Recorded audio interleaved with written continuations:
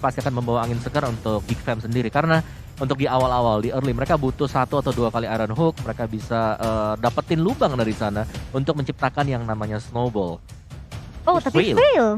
Oke, ada Veil. Ngeri loh. Aku Franco Veil serem. Ya karena Veil selalu ngagetin kan. Ini ya kayak combo klasik gak sih kok, kayak sisinya bener-bener dimaksimalin dari failnya, atau kalau dia mau ngambil damage juga oke. Sama satu, Veil kalau ngambil damage bakal ngabisin semua anak dari Clue. Yes. Langsung Splitnya langsung habis. tar. Itu kena wind blow, windstorm, hilang Sama semua. windblade-nya langsung bocil-bocilnya langsung hilang. Hilang begitu saja. Alright. Sekarang kita udah melihat draft yang dipick dari kedua belah tim. Opung Wawa, sebelum kita masuk ke arah main game, kamu lebih suka ke draft yang kayak mana? Kalau aku sih pengen lihat Franco menang ya, tapi overall aku suka yang ada Clue-nya. Oke.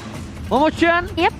kamu suka ke arah mana? Aku lebih suka untuk Archeo sih, karena aku merasa mereka untuk tim fight-nya lebih sustain. Plus ada Estes juga. Oke, nampaknya kalau begitu kita bakal menyaksikan apakah kali ini dari Geek Fam dengan Frankie akan membuat tim Arkeosi kesulitan dan bahkan harus melepaskan game kedua ini di tangan Geek Fam, atau bahkan Arkeosi akan mendominasi jalan pertandingan. So, langsung ini dia Arkeosi versus Geek Fam di MPL ID season yang ke-9.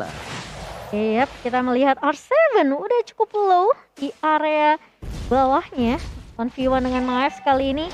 Dan V dengan Iron Hook-nya yang tidak mengenai siapapun dari Arkeosi, namun masih ada sang Wind Claw dari Clay. Hanya memberikan poke damage aja di menit pertama untuk kedua tim. Wow, dan bahkan bisa aku bilang di sini dari sisi offlanernya, Mindzy mencoba untuk membalaskan keadaan atas seorang R7, tapi dari Frankie mencoba untuk menarik. Apakah di sini buffnya? Tolong, Bapak Produser. Oh, tertarik, ini dia berhasil melakukan resetisasi terhadap orange buff yang dimiliki dari Albert, memiliki sedikit keuntungan atas jungler Geek Fam yang mungkin akan mendapatkan orange buff terlebih dahulu. Iya, ini membuat Albert tentunya harus lebih bersabar lagi, dapetin buff terlebih dahulu, dan memang efektif ya. Ini Franco dari Renvi setidaknya buying time lagi untuk Albert akan farming yang terlebih dahulu, namun Iron Hook yang sudah terbaca oleh Finn bisa dihindari begitu saja. Bahkan Renvi kali ini mencoba untuk melakukan rotasi yang tidak berhenti ke area jungle yang dimiliki Arkeosi.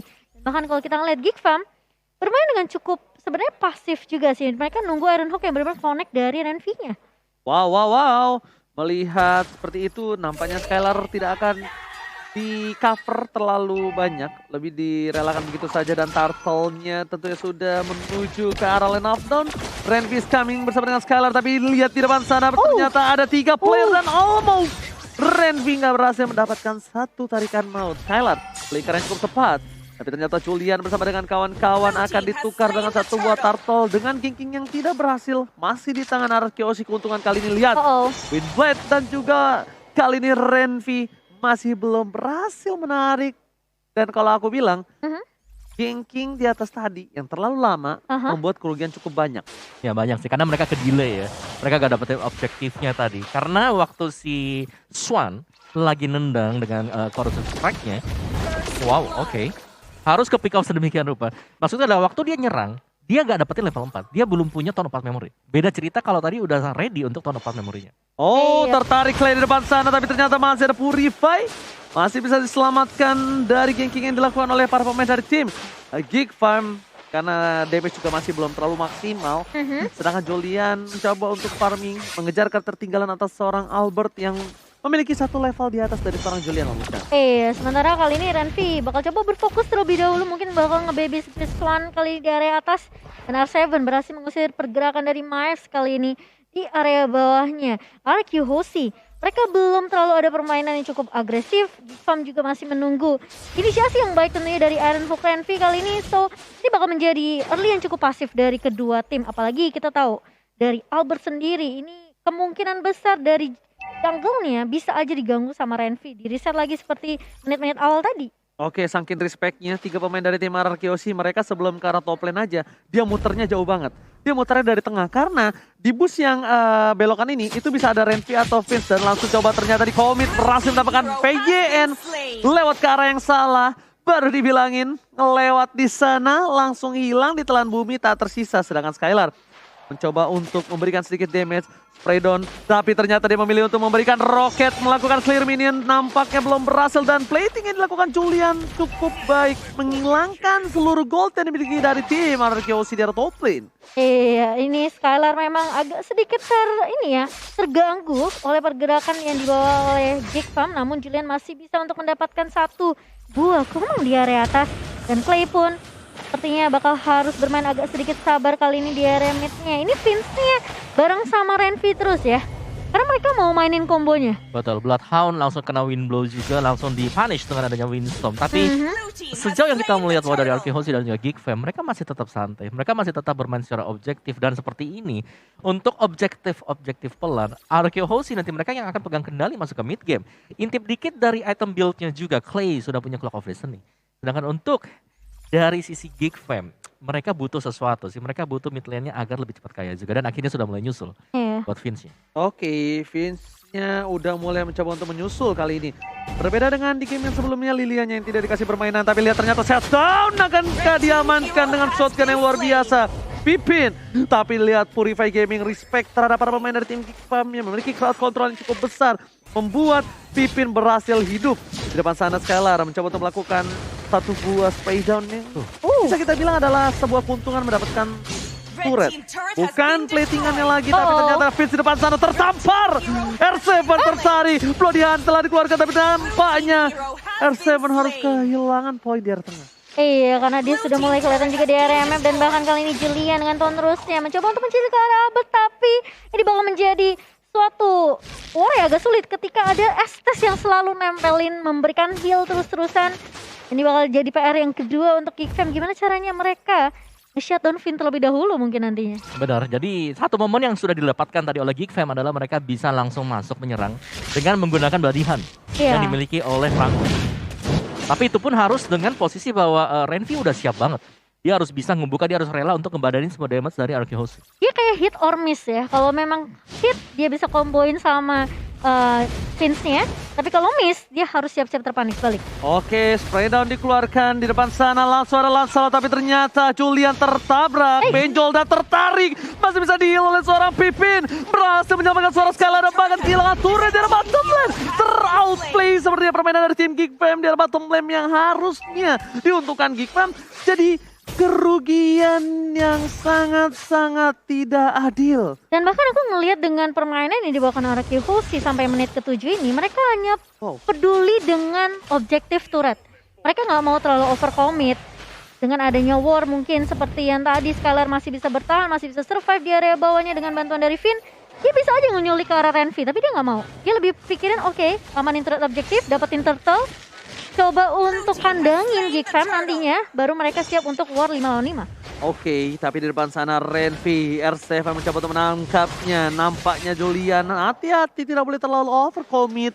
Para pemain dari tim Geekfam, mereka juga masih harus menunggu momentum dari seorang Renvi dengan mendapatkan satu buah tarikan. Mancing mania nggak berhasil. Langsung knockout strike dikeluarkan. Snipernya hampir saja kena seorang Vince yang membuat dia agak sedikit miss. Pergerakannya masih belum bisa diperkirakan, tapi lihat Pipin semua komitan langsung hilang begitu saja. Vin yang menjadi salah satu poros utama pertahanan dari RRQoC, sustainability-nya dihilangkan kali ini Bapak. Ya itu satu atau mungkin dua kali ya kita melihat hal yang sama dilakukan untuk Geekfam. Jadi mereka ngebukanya dengan wind blow atau mungkin dengan tarikan error hook yang dimiliki oleh RNV dan kemudian harus dipunish di sana juga. Karena kalau nantinya dari Vin-nya bisa survive, itu pasti akan kembali keadaannya dengan heal-nya. Iya, tapi bakal dikejar begitu saja. 2 damage di area RQoC, mereka mau paksain tim fight-nya di area atas kali ini. Dan bahkan juga R7 sudah mulai join di tim fight, barusan hanya memberikan poke damage aja ke Julian. Cukup untuk penumbangan Renvi sendiri karena mereka tahu ini initiator yang benar-benar harus ditumbangin terlebih dahulu. Hampir tercutting, hampir terpotong. Satu buah iron hook itu bisa mengubah segalanya loh. Bener banget, dan bahkan kalau bisa kita bilang ya, di sini hampir saja seorang Vince itu menjadi korban kalau dia nggak flicker. Dan Renvi karena dia harus berada di garis depan, mau nggak mau dia harus menjadi samsak di game kali ini, dan R7 bisa tertarik kali ini oleh seorang Renvi. Ini yang harus diperhatikan. Sedangkan Julian benar-benar dikasih space farming yang sangat-sangat dimaksimalkan. Walaupun ini menjadi salah satu space yang sangat kecil menurut aku Opung untuk seorang Lancelot di menit yang ke-9. Iya, apalagi Albert dengan Hison Shin yang bisa di pressure ya, bisa dicari mungkin dengan Lancelot kali ini bebas banget. Bebas banget. Bener, dia selalu ada space-nya karena Skylar-nya yang menjadi-jadi. Plus dia selalu buka Mountain Shocker-nya, kapanpun itu ada selalu dibuka. Jadi infonya bener-bener terang banget buat Arky Hoshi. Sementara kali ini Geek Farm mereka sepertinya agak sedikit berat kalau misalnya mereka mau kontes slot mereka yang pertama nih. Sakit juga ya. Sedangkan itu ada Julian di depan sana mencoba untuk melakukan clear minion atas para pemain dari tim Arky Hoshi. Mereka berkesempatan untuk mendapatkan satu buat Turtle. Akankah tim fight? Oh, Turtle Lord sorry kali ini, tapi ternyata langsung dihilangkan satu turret bersama dengan satu buah Lord. Renvi akankah tertangkap? Flicker melakukan gocekan mau, tapi Albert tidak mau tinggal diam. Turret akan menjadi pilihan utama terlebih dahulu dan R7 berhasil menangkap Renvi. Diangkat begitu saja tapi glue-nya masih terlalu strong. Glue too strong. Split boost yang dilakukan Julian berhasil mendapatkan turret tambahan kali ini di arah top lane. 2 turret untuk Geek Farm, namun harus membayarkan dengan adanya kehilangan Lord dan juga kehilangan Renvi kali ini. Ini setidaknya buying time yang cukup banyak yang dibawakan oleh Julian. Ini membuat Arky Hoshi mereka mau nggak mau harus benar-benar peka sama minimap di area atas. Sementara untuk itemnya kok Yes, dari itemnya sih R7 sih yang udah siap banget ya untuk fight, untuk ngebadanin semua damage dari Geek Fam. Jadi gak ada yang bisa ngenembusin dia sekarang, apalagi kalau dia sudah punya split. Oke, tapi lihat di atas sana udah ada Lord yang tumbang. Ini permainan Skylar langsung ini ya, agak sedikit ke flashback ya. Ke flashback. Mirip permainan seperti Oheb di end series kemarin dengan melakukan poking damage terhadap turret meskipun tidak ada minion. Karena cicil sedikit demi sedikit sangatlah berpengaruh ketika minionnya nanti masuk secara bersamaan. lama-lama jadi bukit ya. Lama-lama jadi bukitan. Lihat damage yang diberikan Skylar. Oh my god, seperempat darah terakhir. Fokus ke arah turretnya Skylar benar-benar memberikan sedikit surprise attack. Itu kalau jantungnya udah copot ya guys ya. Wow, dan kali ini lihat semua untuk lane-nya di-clear dengan cukup cepat dari Arky Hoshi. Dan bahkan mereka memakan satu demi satu turret yang sudah diamankan, tentunya 6 turret di tangan Arky Hoshi. Ini membuat Geek Farm mau nggak mau mereka harus stay di dalam base. Mereka harus benar-benar dapetin momentum balik kali ini untuk comeback. Ini semua bergantung dari Renvi dan juga Vince menurut aku. Karena Julian nggak bisa maju dengan cukup agresif. Ya sebenarnya masih ada Swan juga ya, karena untuk Swan sendiri dari item build-nya di sini dia udah punya damage yang dibutuhkan. Bahkan Wind of Nature sudah disematkan untuk Swan. Tapi perbedaan goldnya cukup jauh sih kok. Lumayan cukup timpang, but it's okay. Tapi kita bakal lihat di mana pemain dari tim Arky Hoshi pun dengan perbandingan gold yang cukup jauh 7.000 ini. Hampir setengah loh itu. Iya, hampir setengah. Itu Renvi ya. Itu Renvi ya, bukan gold lanernya. Bukan ke arah junglernya. Dan akan ada perebutan di arah purple buff. Nampaknya dari Julian tidak akan dikasih semena-mena. Dan bahkan Maidzi, lihat Maidzi terkena sedikit damage dan tarikan Iron Hook kali ini terhadap satu buah. Purple-nya Clay. Enggak, no. Enggak, di tangan Vale. Di tangan Vale, tadi kena Windblade kok. Kan bener kan di tangan Vale? Iya, dia kena Windblade. Dia kena Windblade soalnya tadi. Oke, dan Lord yang akan muncul 15 detik lagi di menit yang ke-12 kali ini. Arky Hoshi mendominasi dengan 7,5 ribu untuk net worth-nya. Ini sepertinya agak sedikit berat untuk Geek Farm. Plus mereka menyisakan inhibitor turret aja. Jadi tentunya kalau misalnya Arky Hoshi mereka mau langsung straight to the Lord yang kedua kali ini bakal menjadi Lord yang cukup mudah, Oji. Oke, ini bakal lihat langsung terbuka vision dengan cukup jelas, tapi nampaknya again and again tanpa adanya kontes tidak bisa masuk terlalu dalam kembali. Para pemain dari tim Geek Farm mereka harus merelakan dan tarikan dari seorang Renvi masih belum berbuah hasil. Mancing mania belum mantap untuk kali ini, masih menunggu dan lihat ini para pemain dari tim Geek Fam, mereka benar-benar fokus untuk melakukan defensif karena ini udah masuk ke menit yang ke-12. Lord udah bisa mengamuk, udah bisa ciha dan bahkan bisa menumbangkan satu buah turret dengan cukup instan. Konsol udah mulai dibuka kali ini mengincar ke arah R7, tapi apakah sesuai dengan planning? Renvi tarik ke arah satu buah minion kali ini dan masih bisa di defense dengan cukup baik dari R7 juga mencoba untuk memberikan speed. Langsung lancap ke arah seorang Renvi kali ini dan bahkan damage yang dibuka oleh Albert. Mereka nggak mau terlalu fokus untuk membagi Renvi terlebih dahulu karena objektif yang dimainkan oleh RQ Host ini lebih penting menumbangkan inhibitor di area atas. Gak peduli kalau kata Skylar, biarin daripada berantem di arah bottom lane. Yang penting gue dapetin turret 3 inhibitor. Tertarik dulunya, langsung ada Blorian. Semua combo dikeluarkan, tapi lihat damage-nya double kill. Looking for triple kill, tapi ternyata di sana Albert taruh tershutdown. Juliet tershutdown di sana, wipe out DCC. RRQ Aussie berhasil mengamankan 2-0 penuh tanpa balas. Wow, 14 menit untuk di game yang kedua dan bahkan wipe out yang didapatkan oleh RRQ Hoshi.